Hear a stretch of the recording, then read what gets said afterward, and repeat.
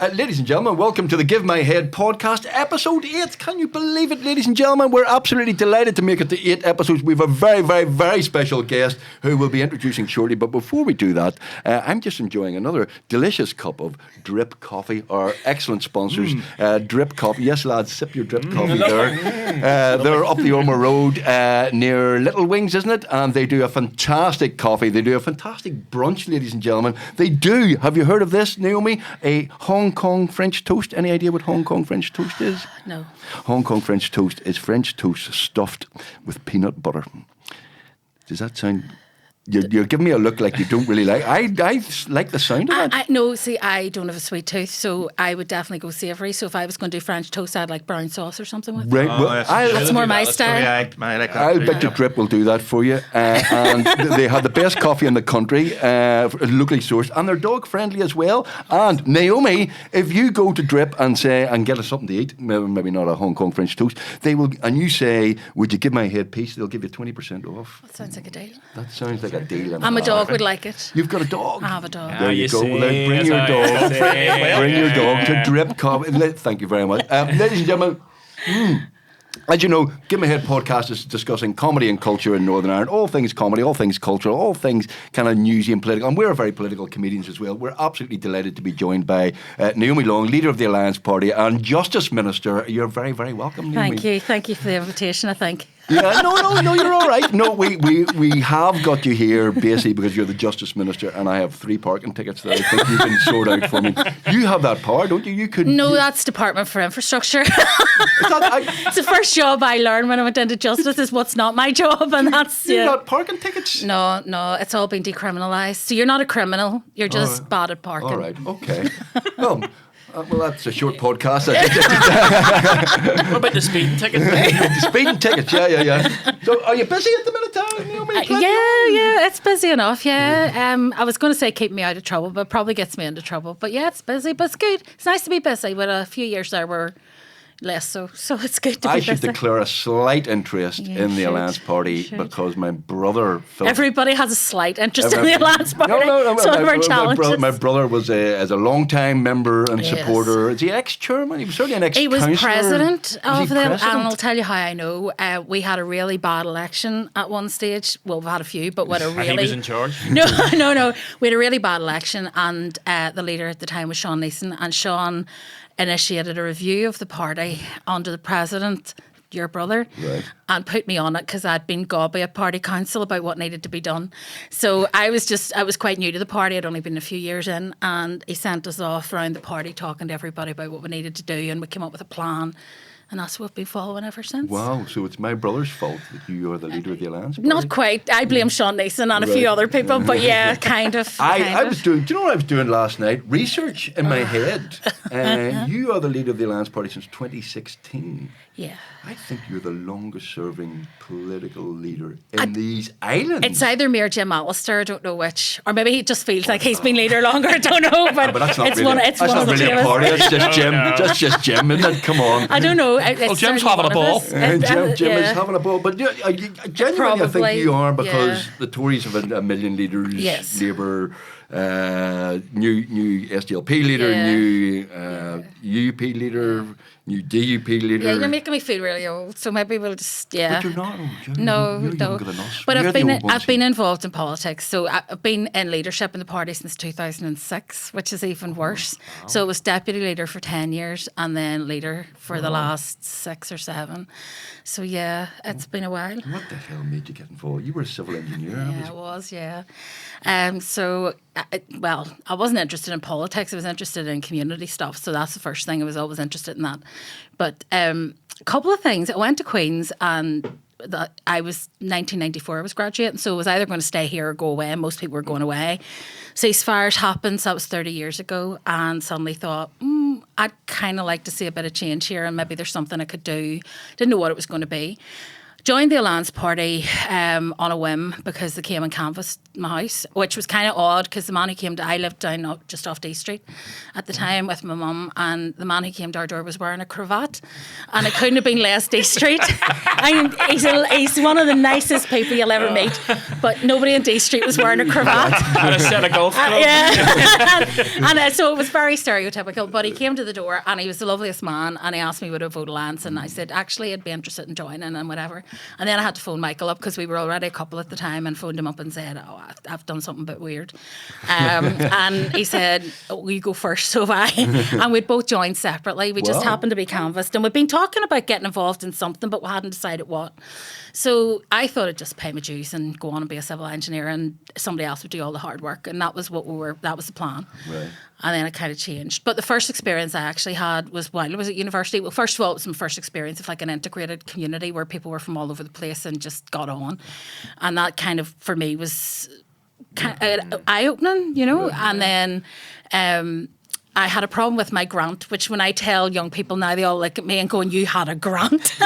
Just stop right there. How could that be a problem? You know, and I'm like, yeah, and I still find it really hard to believe that young people have to pay for their third level education. But anyway, I had a problem with my grant, and I couldn't get anybody to listen to me. And I'd done my research, and I'd gone and I'd written letters, and they weren't listening.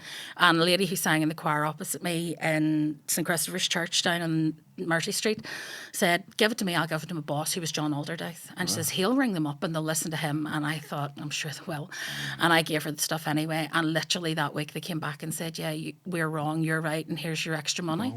And that was the first time I ever thought politicians could be helpful, because they were normally just silhouettes on TV with like talking people saying their words and stuff like that. That was politics was just a disaster when I was growing up. So it was kind of, that was the first time I got, and then I only ran for election because they told me I wouldn't get elected, and that is honestly the truth. And I remember telling this story at a political thing with Patricia Loosley, and she came over to me afterwards and said that's how the SDLP got me to run as well. Like, they literally said, don't worry, we just need your name on the ballot paper, you'll not get in. Did not have to charge Kennedy? Yeah, it did. He was away on holiday when he was in the count, and he was told he had to come back, he was elected. Yeah, the same thing happened actually to Paddy Brown as well. Like, Paddy was doing a dissertation for his degree, and he interviewed David Ford, and David said to him, oh, I see you're from Llewellyn, would you fancy running for council? And Paddy was like, no, I'm doing my finals this year, it wouldn't be possible. And David was like, you don't need to be there, it's all right, just we'll put your name in it. So Paddy was like, okay, and then ended up as an MLA and everything. So it was just, it does happen. My brother had the opposite story. He stood for the Alliance Party in 1981 in the middle of the hunger strikes for an area in North Belfast that covered the New Lodge and the Lower Shankill. Not rich Alliance Party territory at the time, genuinely. And that was the time I helped him out, right? Yeah. We don't remember for a wee while. Okay. He's going to I would never remember on the Alliance Party. No, that's not I was right. helping my brother out, and it wasn't very fertile territory, I'll be honest with you, but he was running around. There were bits and pieces where people were supporting him, and he knocked on this particular door. This is absolutely true, and it was the old days before photographs or anything like that. And this wee woman says, I would vote for you, son, you know, but I couldn't be bothered going down to the polling booth here. Here's my polling card, you vote for me. Slammed the door shut. And Philip thought, well, this woman wants to vote Alliance. You know, she wants to. I'm not cheating. She wants to vote. She's told me she wants to vote Alliance. What do? Do I take this down? Do I, you know, do I hand it to a shinner and grass them up for a tout? You know, do I go down and use this vote that this woman wanted? And he said no. What he did was he put that through that woman's letterbox because he's an honest man, and he lost by 4,820. That would have been such a good story for one vote, but no, well, I didn't want to do it because I was a civil engineer, and I did love the job, and I still, like, the other week Andrew was away and they were having a debate on Lough Neagh and water and sewage and stuff, and I was like, I'll sub in, I love this stuff. And it was really weird because when his officials came in, it was a girl I shared an office with at Queen's. Do you know, because all the people I would have gone through Queen's with and like been working with were all now people who are working in DFI and, so it's probably best I'm not in those departments because they know too much about me. So I'm better in justice where nobody really had any backstory. So you're in justice, but you're not a lawyer? No, I'm definitely not. But I think that's a good thing because I mean, the legal profession are really important. Obviously, I have to say that for the record. Well, but plus yeah. three of us. So it's really important, but they're also vested interest in the system. So you've got to make sure that the people making the decisions aren't making them in their own interest. So I'm in the public interest. So yes, I want to support but I want to support the legal profession. I want to support the judiciary. I want to support the police and everything else. But equally, the reason I want to do it is because I'm worried about public safety and those things. So I have to prioritise that. So it's probably better if you don't have a legal background in some ways, because then you would be more likely to defend your corner. Like I remember we were doing a thing around committal reform, just complicated stuff about how cases get to court. And David Ford tried to take it through, and the two barristers in the chamber blocked it because it would have meant barristers wouldn't have that committal process to run, which they get paid for. Of course. You know all about that. Yeah. You know all about that. So, and they would say, well, that's not why it was in the interest of justice, but we'd actually done the interest of justice stuff with other people. So we knew, It was. So there was a wee bit of that would happen in the chamber where things would get blocked. And even at the end, when I was taking it through, some of the barristers who are now politicians got up and complained about it and didn't vote for it. But we had enough of a group to get through, and it went through this time. But nobody will lose out financially about it, but it's just that perception that it's a big change in the system. So I think it's not a bad thing. Well, the Attorney General, Yes. Brenda King, yes, she actually studied is law with us, she's our year in Queen's. Is that right? We studied law together. She's fab. Hi, Brenda. Have you tried Drip? It's lovely coffee. She's fab. Yep. She really is. Yeah, she's just lovely and really genuinely wants people to understand the system better. So she's really good at giving advice to MLAs and stuff. She's just really good. She's lovely. Yeah. Well, Brenda used to throw some very good student parties. I'll bear that in mind. If she's ever doing any hospitality as AG, I'll make sure I'm on the guest list. There's quite a few parties in Brenda's house. No, she's really, really nice. But that's the weird thing when you know people from university and you know they were headers and then you see them in positions of responsibility. And it's still, I think that's the thing that kind of makes me feel old. I remember looking, when people would be Prime Minister and you'd look at their birthday and you'd realise they were younger than you and you're like, oh, come on. Rishi Sunak is only at 30. Simon Harris. I know. 37. Though in fairness to him, it's best not to look at so he doesn't look 37. Oh, but sure, cops look like teenagers now. That's true. Yeah, I was at the attestation for the new batch going out last week, and they are so young looking, and it just.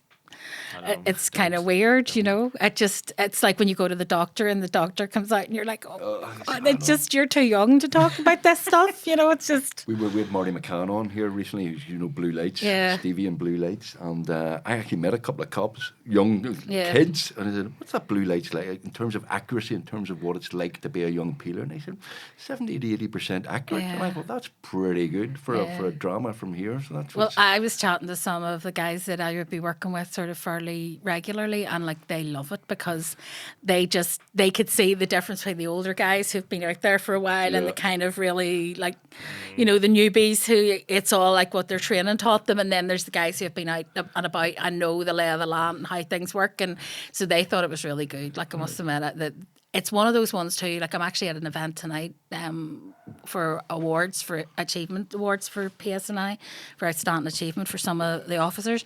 And the guy... I used to do that gig. They stopped hiring me. Will you have a word with the chief constable? Well, actually, I don't think they can afford me anymore. Well, They've maybe no money that's left. what it is. Well, that's probably going to end up being my fault too. But I think Declan Lawn and stuff are going to be there tonight doing a bit of a thing with Blue Lights because it's really interesting how a drama like that can connect people with something that they hadn't seen, because everybody in Northern Ireland has seen the photos of Land Rovers being petrol bombed from the outside. Yeah.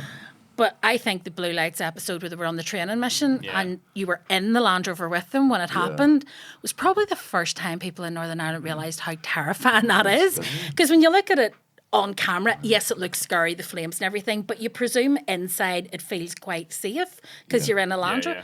And then you're inside and you see what it's like inside. And you're like, oh, it's terrifying.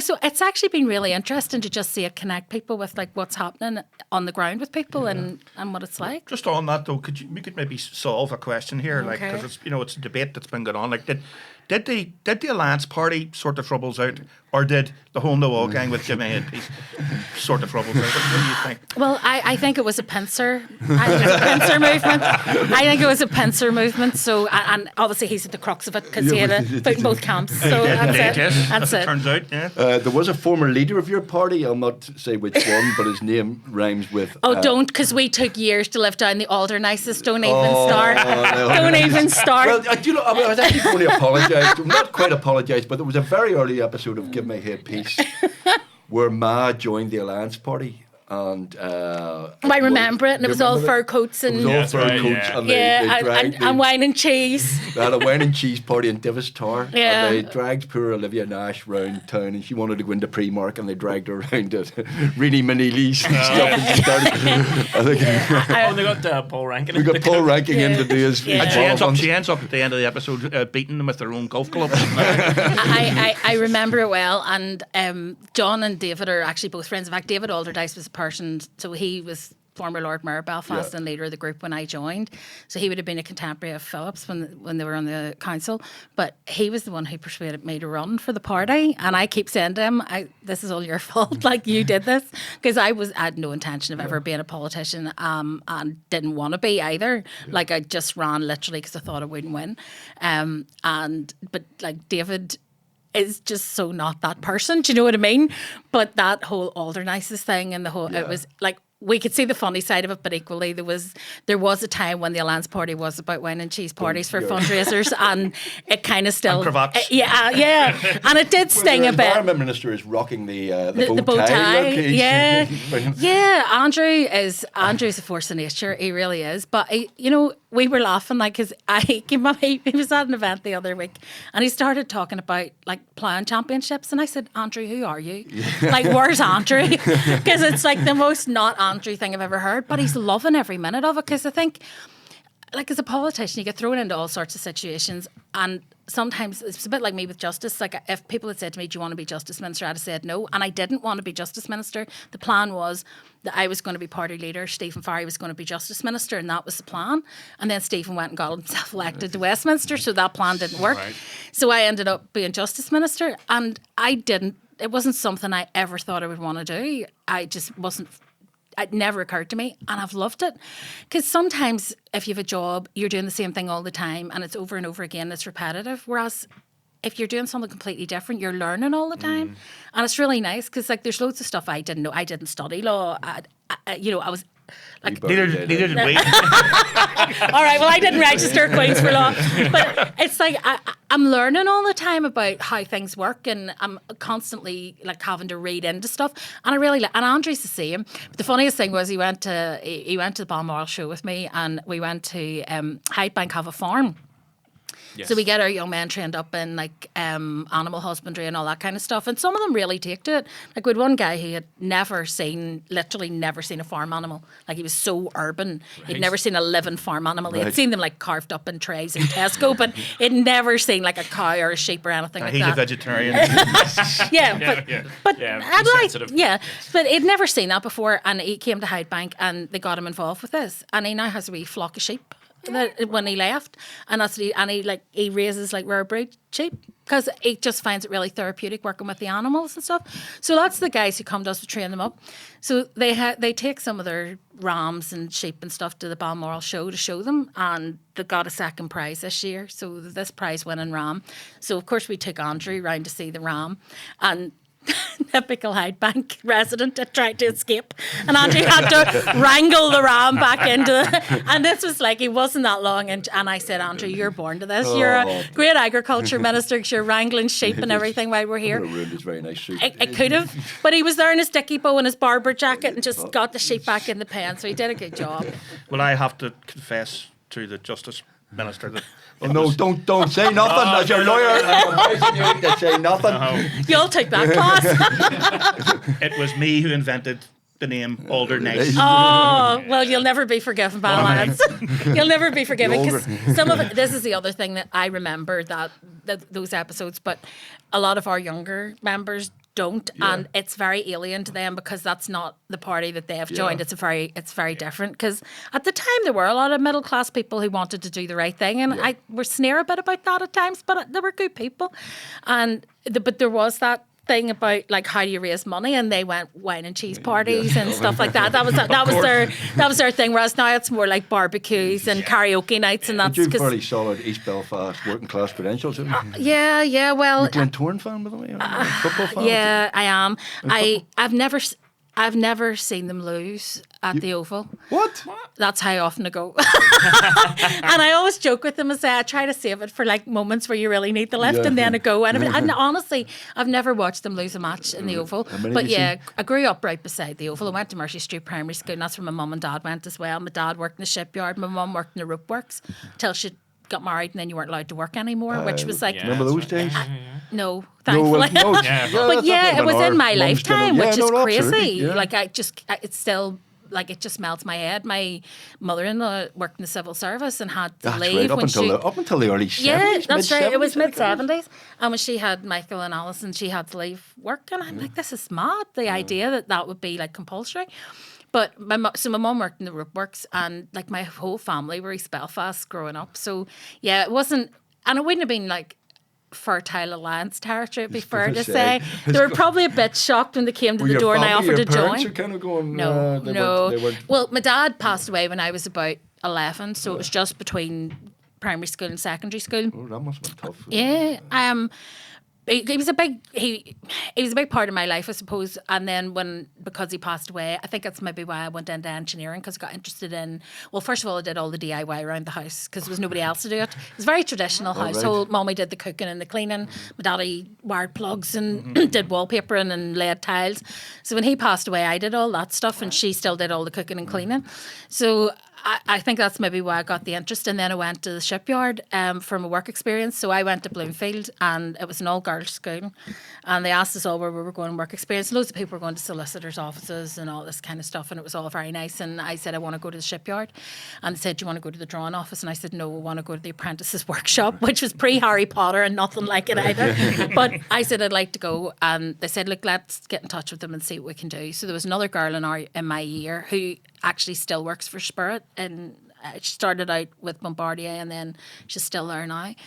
We both went down to the shipyard, and we were there for a week, and they kitted us out with boiler suits, steel toe cap boots, and for a wee girl that grew up like literally under the cranes, it was just amazing. And they actually took us up, and I've got the certificate of having gone up to the top of Goliath. Oh, right. I got up there once. It's class. It's the best view of Belfast. It is the best view of Belfast. Yeah, I got up when they remember they were on strike, and they were, I was not on strike, they had the sit-in and stuff, and some I went down to support it. Some of the guys brought me up to, unbelievable. What a view. Unbelievable. So they took us up the cranes and stuff, but we did all like arc welding and like riveting, and it was just everything. It was brilliant, and came home like with loads of stuff we'd made. So my dad was a sheet metal worker, and I told them this before I went down, and they actually got me to do a bit of sheet metal working, and it was just like a wee thing you made with like all the angles on it, and you had to grind it back. But they got me to make one, and that was what they would get their apprentices to do. But when we turned up, we were such a novelty because there hadn't any women in the apprentices workshop. So these two girls turned up.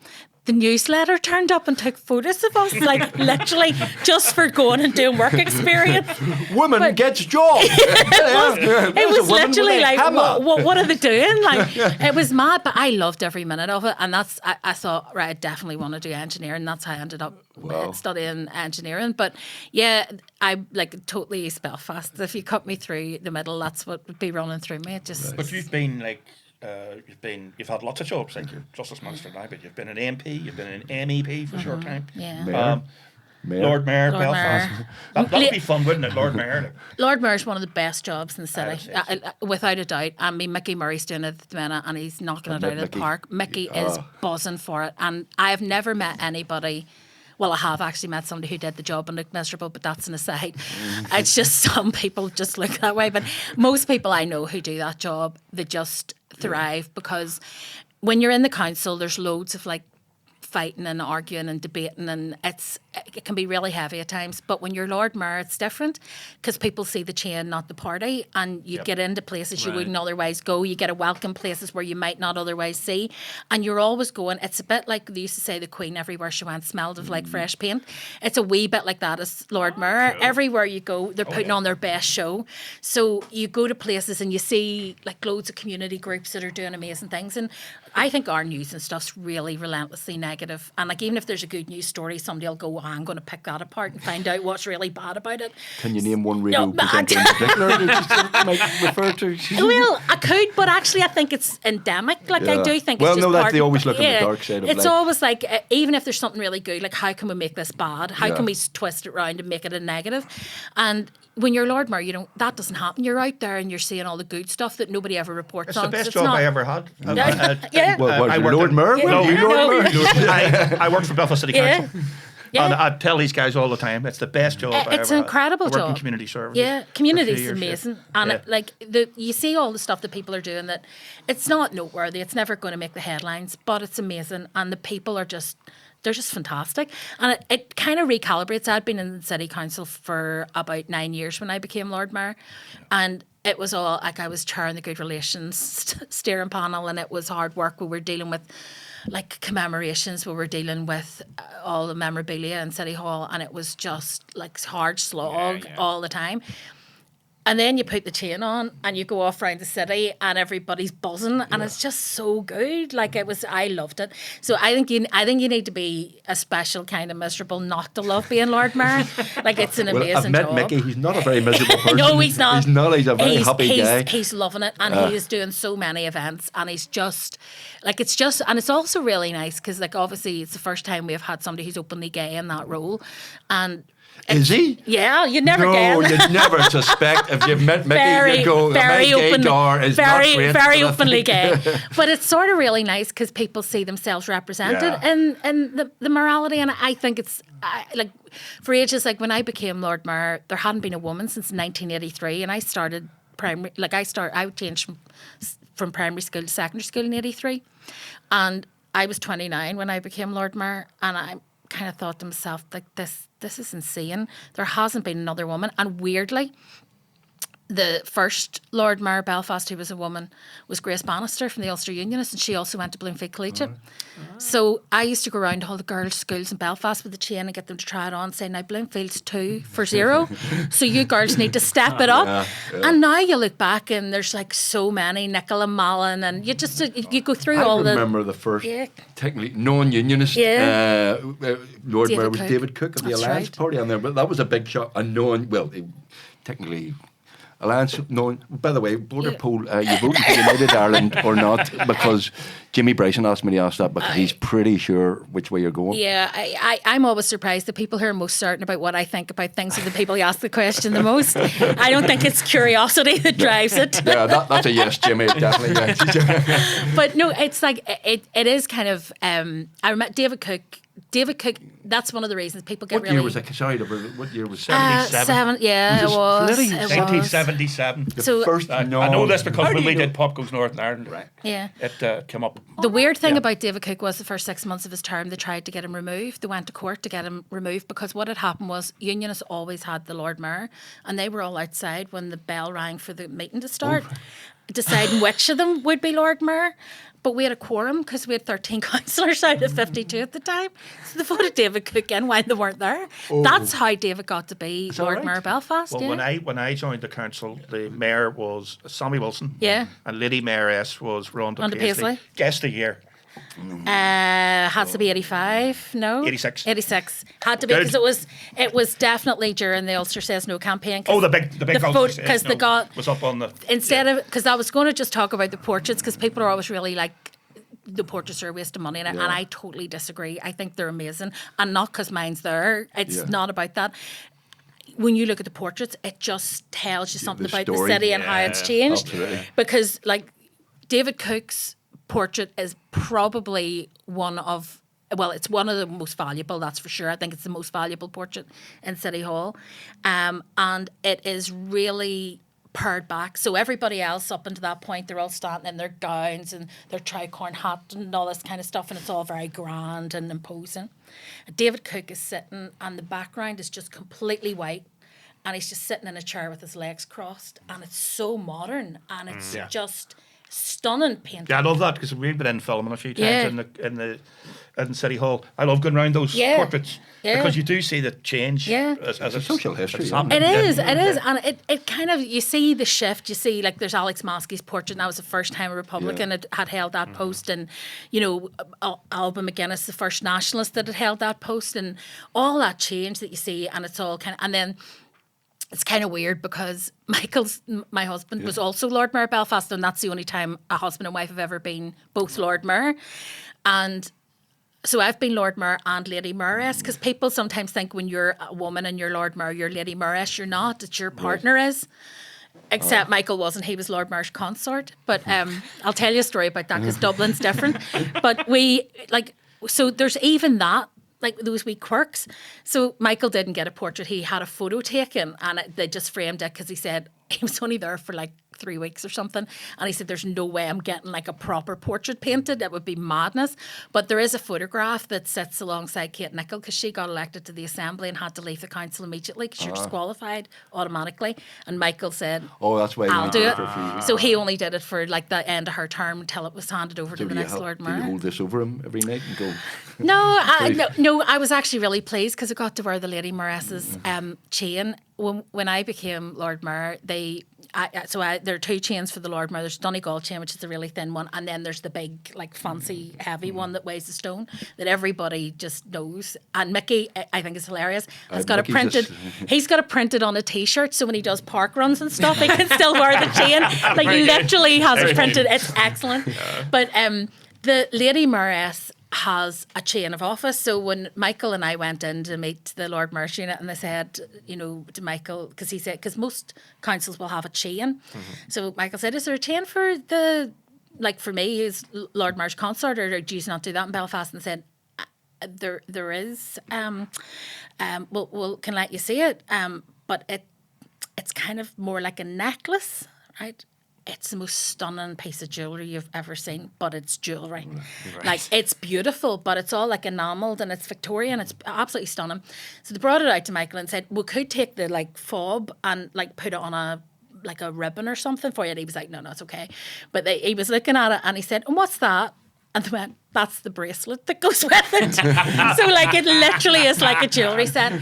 So whenever Michael became Lord Mayor, I said to Michael, that's I'm wearing that for something. I'm wearing the Lady Mayoress's chain to something. I don't care what it is. Should have gone to the Oval. Yeah, with it. exactly. I'm going to wear it because it's just beautiful.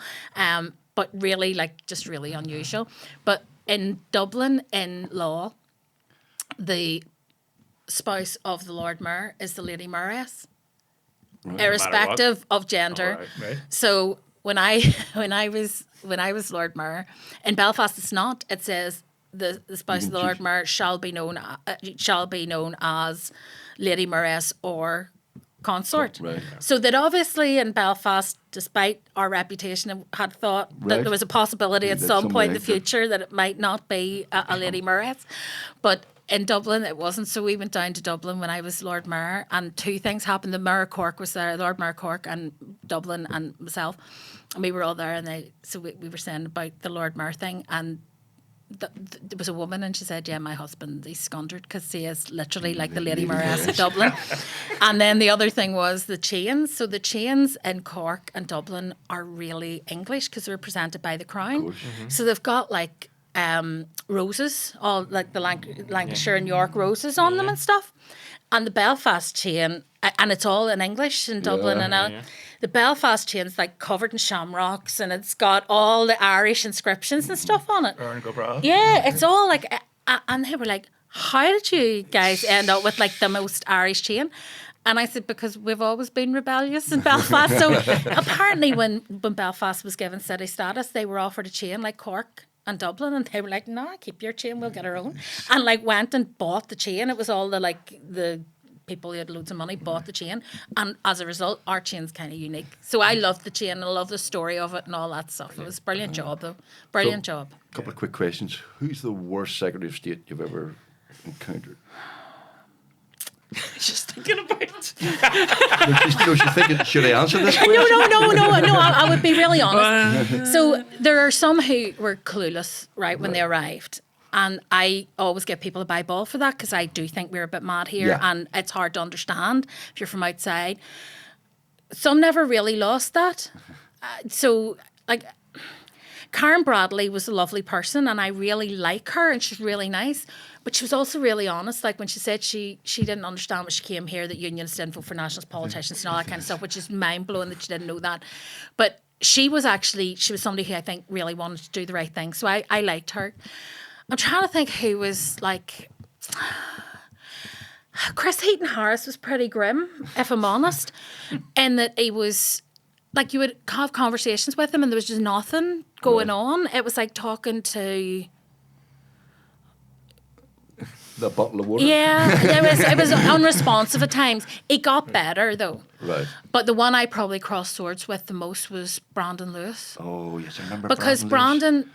Had all of the not knowing anything of Karen Bradley, but all the belief that he knew everything. Right. So he was unteachable, if you know what I mean. And he would like tell us how things were. He always reminded me of like a car salesman. Do you know who he reminded me of? What did you call the guy in, was it the Fast Show? Swiss Tony. Swiss Tony? Yeah. That shows my age. He reminded me of Swiss Tony, and I can never get the image out of my head. Of the arrogance of ignorance. Yeah, but it was that thing of like, he had this thing about him where, you know, he's the only Secretary of State I've ever hung the phone up on. Oh, right. And that's but I actually get on quite well with him now at a personal level, and he's not Secretary of State. I could have a chat with him and like him. Did he lose his seat? Did he? I don't know what happened to him, but I never followed up. Yeah. But like if I bumped into him with something that they had about the Good Friday Agreement, and I had a good bit of a chat with him, like we sparred a lot, so you could get a row with him going. Like, and well, I could get a row going in an empty house, but I was good at getting him going. But like, I found him tough because he just wouldn't understand. Like he didn't want to understand, he didn't want to know, and then he would come out and he would say stuff that was just stupid and whatever. So I find him the hardest work, but they all have some redeeming features. Well, you've met prime ministers and presidents and all that. Yeah. Well, obviously this is the epitome of the obviously the height of your achievement. The height of your achievement, but you've met presidents and everything. I don't really.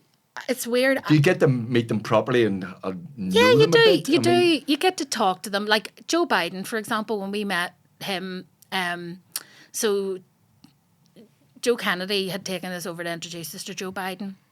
And when he introduced me, we had this really... It was actually quite moving because he told us about how his daughter Naomi, because as soon as he heard my name, he knew. He said, but how his wife and his daughter had been killed in the car accident and all that, and he talked about how it was the Kennedys who stepped in because he'd been elected to Congress, but he was too young to take up a seat, so you had to wait like 6 months or something, and he was going to resign his seat. And Rose Kennedy phoned up and said, don't do it, you need your work now more than ever. We will help you raise the kids and don't leave your job.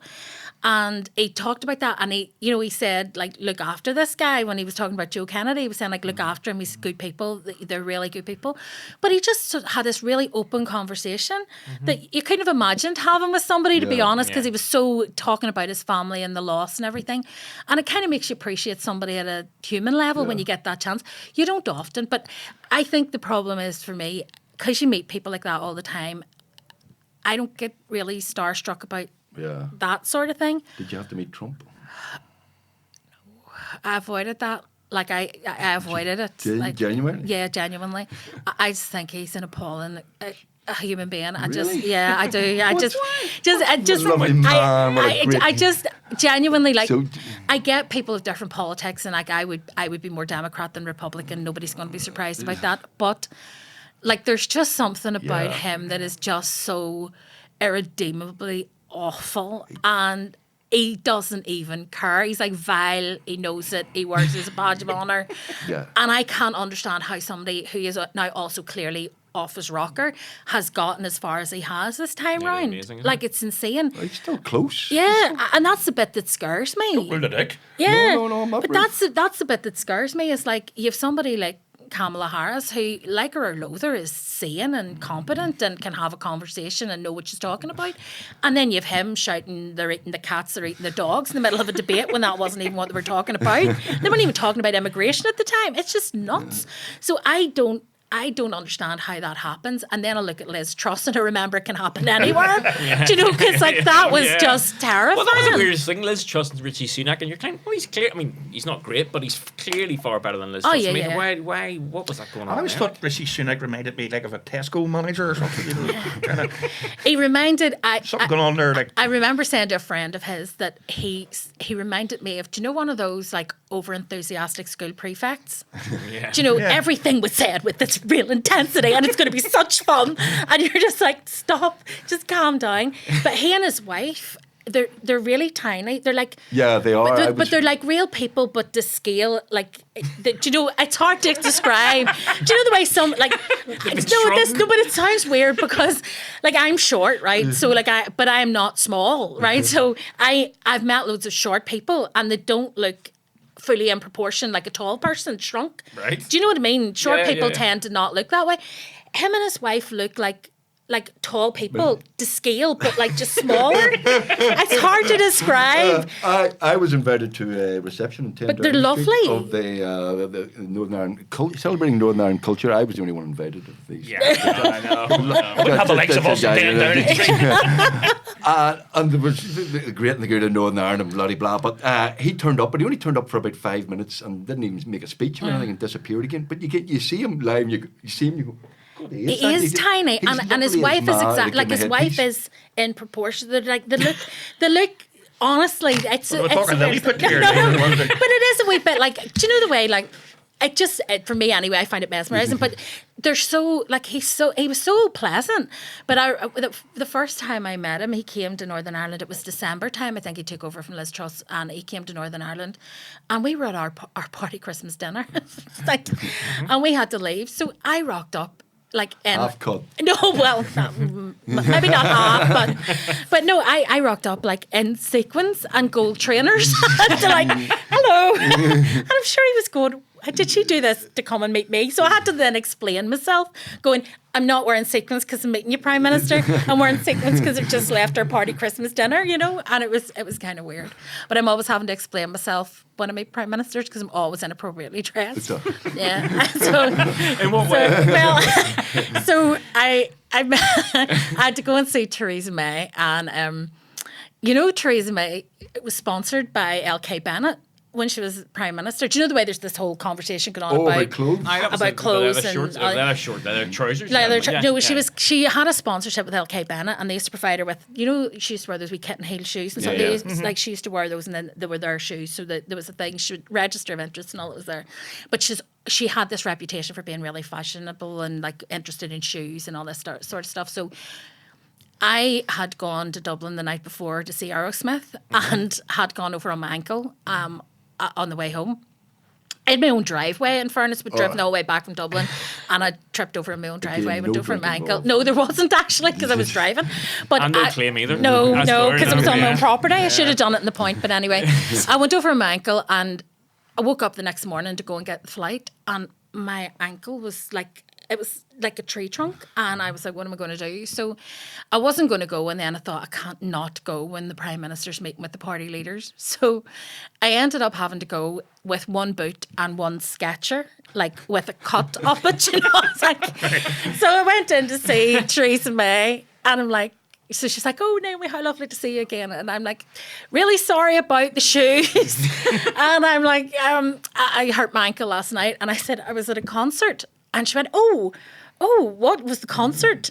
And she was obviously thinking like Vivaldi or something. And I'm like, a bit of Mahler. and I was like, Aerosmith. And she just went, oh. At that point, I was like, we've just got nothing to talk about here other than the politics. I mean, she was quite nice to talk to. She was I always found her a very genuine person, a bit awkward, but she was always trying to do the right thing, even if she wasn't doing the right thing. She meant to. And then you had our best Prime Minister ever, Boris Johnson. Oh, please. I mean, I would, we've discussed this before. We wouldn't be Tories, but Jeremy Corbyn, you wouldn't want a night out with Jeremy Corbyn, but a night out with Boris. No. No? No. And Maybe if you're a bloke. I wouldn't leave my handbag in the room with him either. One of the most untrustworthy people I think I've ever come across in politics. But I had... And so obviously dishonest. Yeah. I mean, I sparred with him and I think he quite enjoyed it because he came to the executive when we were restored. So Julian Smith had done all the heavy lifting, got us all back. Boris was annoyed. He was quite good, so they got rid of him. Yeah. Well, I think Boris was a wee bit miffed that he didn't get the credit for the restoration, and Julian did. So anyway, he rocked up to the executive the first morning we were there, and we were all sitting around the table, and he introduced himself to us all, and he was and then he said to me, "Oh, you're the civil engineer, aren't you?" And I said, "Yeah, that's right." And he said, "Oh, the bridge to Scotland," and all this, and I'm just sitting going. So, and he said, "So, what do you think? What do you think?" And I said, "Do you want the truth, Prime Minister?" And he said, and I said, "Well, buckle up because it's going to get bumpy." I said, "It's the stupidest idea I've ever heard." And I said, "I cannot believe you're spending money on a feasibility study for this." And he was like, and I said, "No, it's really bad." I said, "In fact, if you give me the money you're spending on the feasibility study, we'll invest it in infrastructure we really need." And I said, "And I can tell you here and now, it's not feasible. There is no way. It's not value for money. It's not going to work." You're always talking down Britain. Just for goodness sake, have a bit of optimism. You can build a bridge. How hard is it to build it? But it was like, my father-in-law was a bridge engineer. That was his speciality. He was a professor of engineering and a real, like, Doug Ogilvie, who did the study on the umbilical cord to Scotland, was succeeded my father-in-law as president of the Institution of Civil Engineers. So Adrian knew what he was talking about. And I remember, like, at the dinner table, I'm going, this is the stupidest thing I've ever heard. Because, like, there are so many reasons why you wouldn't and couldn't build a bridge across. But you could subsidise a ferry crossing that would make sense. So Boris was, "Oh, I think it'd be wonderful. I think it would be wonderful." And I said, "Well, I disagree." But I said, "We'll see what they say." So I think it was like £90,000 later, Doug Ogilvie's report said this is a stupid idea, literally. And I'm like, we could have had that money. But yeah, Boris he loved his big ideas, but they never came to anything. Boris would spend that on a night out, though, wouldn't he? Yeah, well, this is the problem. Like, he lived in a different world, and I remember we were trying to get him to restore the Assembly and Executive, and we were trying to talk him into doing some reform. And I remember having this conversation before we went in. We're like, how do you get through to him? And I thought the only way is to appeal to selfish interest, you know. So my conversation with him was kind of, in summary, you don't want to be here. We don't really want you to be here. You want to be off in London doing whatever you do in London. If you do reform, you'll never need to come back. So do that. It was like, literally, that was the pitch for reform of the institutions. Like, if you just do reform, you'll never need to. It'll never collapse again. You'll never need to come back, and we're okay with that. And he's like, no, I love being here. And I said, it's okay. You don't need to pretend. We all know you don't. It's fine. But you could have that conversation with him and he would find it amusing. Because I think a lot of people, when you're Prime Minister, are probably very deferential and just agree to everything you say. So he probably enjoyed the sparring a little bit, but it was just weird having somebody who was just so mad in charge. So the brief time that you were an MEP, did you meet Nigel? I avoided Nigel, if I'm really honest. This is Farage, just for those. Yes, it was easy because he was rarely in the chamber. He never turned up. Never went to his committees, but stood at the bar, propping up the bar, and basically just being a blowhard. So it was really easy to avoid. Like, they were really despised in the Parliament by, like, everybody in the place because they were just obnoxious and disruptive and just, it was awful. And like it was a difficult period because we were trying to keep all the European countries interested in what was going on and saying, like, don't give up on us yet, like, let's work this through, let's get a good deal, we're not happy about Brexit, but whatever we do, we don't need no deal. And you could tell they were like, oh, is this over yet? And we were just like, please don't do that. And then he would come in and just be really obnoxious. It just didn't help. But I avoided him. People of Europe aren't interested in how to get something from Derry to Muff. No, but they weirdly they were interested in Northern Ireland. They were really tired of the drama with the UK government and like the David Davis turning up with no notes at meetings when other people were like sitting with these dossiers and stuff. And it was cringe, like it really was. Then Liz Truss, at one point when she took over, they thought that she was going to be like wipe the slate clean and start again with somebody sensible. That didn't work out the way we thought, and it was just, the whole thing was just kind of madness. And then we would meet with the same people, you'd be meeting with Maroš Šefčovič or whatever, and they would be going, it's kind of awkward, You're probably glad you didn't win East Belfast this time around, because then you would have had Nigel again. Yeah, well, there's that. I didn't enjoy, like, I loved being in Parliament and I loved the job, but I didn't enjoy being in London. Did you have to be? No, because you're not really. MPs seem to enjoy it quite a lot. Yes, they spend more time in London than Parliament, I would argue, but I was there to work, so I wasn't really in London. Like, I would... Oh, you say that. Well, honestly, it wasn't really until I lost the seat in 2015 that I actually went round looking at London and did, like, the proper tourist thing. Because I would get off the plane, get in the underground, emerge in the underground, go in the underground passage into Parliament, and then emerge at night to get back in the underground to go to my flat, and the same the next morning. So, like, I saw a tiny wee bit of London, and it was a nice bit of London because it was Parliament, but it was really, like, it was a fascinating place to be. So there's loads to see, and there's loads of interesting people there. Some nice bars, though, there are in Westminster, isn't there? Yeah, but there's also, like, Westminster's weird. Like, I was walking down the corridor one night, it was quite late, and I was heading home, and I was walking down the corridor just where the chamber is. There's a corridor runs alongside it where the library and stuff is, and I was walking down that corridor towards the House of Lords, and there was nobody else around, and it was totally silent. And I looked ahead, and there was a fox just standing in the corridor. Oh my God. And it kind of looked, and I looked, and then it ran off somewhere into a room down a flight of stairs. I don't know where it went, but it disappeared. There were mice in the chamber, so I remember like sitting in the chamber, and it was Kate Hoey kind of yelped and went, "Oh, it's a rat!" And I said, "That's no way to talk about Ian," because he was sitting beside her, and we thought it was a joke, but it wasn't. There was an actual something had run over her foot, so it was a bit like that. I remember the Strangers Bar is the bit that goes out onto the terrace that everybody talks about and take their guests and whatever. And we went in one evening, there was something on, and Michael was over, and we went in to sit, and I was sitting on this, there's sort of built-in bench with like wire mesh sort of fretwork underneath. Wire mesh, you can tell I've spell fast, fretwork underneath the seat, and I'm looking and I see this wee nose poking out in the whiskers, and I'm literally sitting with this thing below my and I sort of looked, and it came out and it lifted a peanut, nibbled this peanut, and I went back in, and it was going back and forward to this peanut all the time. It was this wee mouse. And I thought, okay, this is I don't want to sit here. So Mark Durkin happened to be just sitting across the way with a group of visitors that he had over, and they left.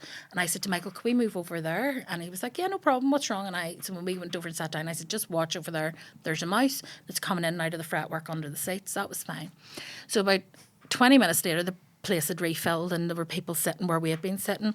And I went out to the loo, and the place was bunged. I went out to the loo, came back in, it was empty except for Michael. And I said, what happened? And he said, oh, Naomi, it was hilarious, you missed it. The mouse came out. The women who were sitting on the bench started screaming. The mouse got disorientated and started doing laps of the bar. And everybody ran. So everybody ran out of the bar. So it looks really, like, it's beautiful, but it's also really, like, it's falling apart behind the scenes because it's all just really old and creaking, and it needs a lot of work. I think of UK. Well, but it's, it's mad. Satire. Sharp. Listen, we've a couple of things before you go. Thank you very much for your time. A couple of things. One serious point is, we've made fallen out of politicians all our over our career and stuff like that. But there's a lot of stuff online that is just vile and nasty, and particularly female politicians get it. I mean, is there anything we can do about that? Yeah, well, we have tried. I mean, like, it's really difficult. The Online Harms Bill basically lets the companies regulate themselves, which when you look at X or Twitter or whatever, like with Elon Musk in charge, it's never going to be self-regulation because he believes in free speech without consequence, which is a different thing to free speech. So I don't know that they can regulate themselves. I actually think what we need to do in space like that is to say, right, if you're going to have an account, you have to attach it to a credit card or something. Not that you need to use your own name, because I get there are lots of people for lots of reasons who want to be anonymous online or just observe and not participate. But I think the fact that they're just untraceable, like some of the stuff that has been said to female politicians, some of the stuff that's posted about them, it's really just, it's if you said it in the street, you'd be arrested. But if you say it on Twitter, you get a bye ball. So I do think that needs to stop, because one of the effects of it is that, like, I've approached other women, really capable, really talented, and said to them, what about getting involved in politics? And they'll look at my Twitter feed and they're like, no, thank you. I wouldn't put my family through that. And it is the family, actually. So I see a lot of stuff said about me on Twitter and I'm just like, ugh. But it annoys Michael more than it annoys me, and it annoys his mum, and it annoys his sister and my nephew, and when they see it gets on their nerves. So it's probably, it's worse for them than it is for me. You have to have a thick skin, but at the same time, why should you have to have a thick skin? Yeah, well, that's it. And then when politicians grow a thick skin so they can deal with the abuse, then people say, whoa, they've no compassion.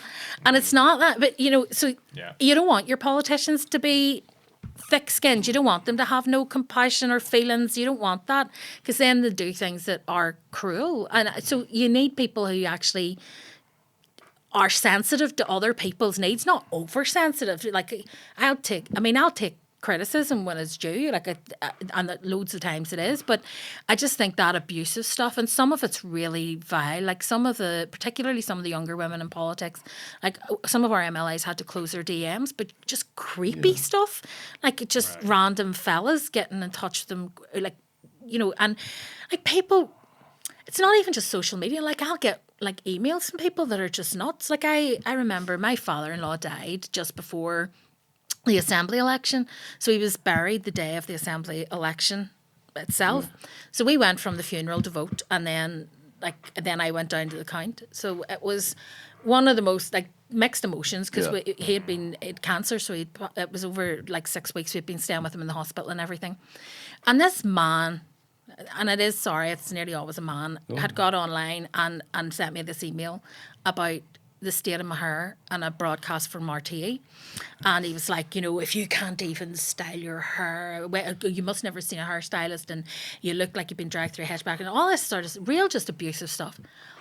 And I wrote back to him and I just said, first of all, thank you for your email. It's always good to get feedback. And I said over the last, just to clue you in, I said over the last 6 weeks, I said my father-in-law's been dying. We buried him on election day. I've been running a party that's been fighting an election, and we've just won 17 seats, more seats than we've ever won before. I've been running the Department of Justice, which is the third largest department in spending terms in Northern Ireland.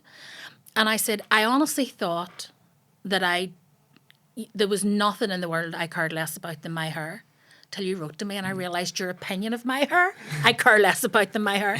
So I said, thank you for putting life in perspective again. Because it's just that thing of who sits at home and thinks, do you know what she needs? She needs to hear that I think her hair's a mess.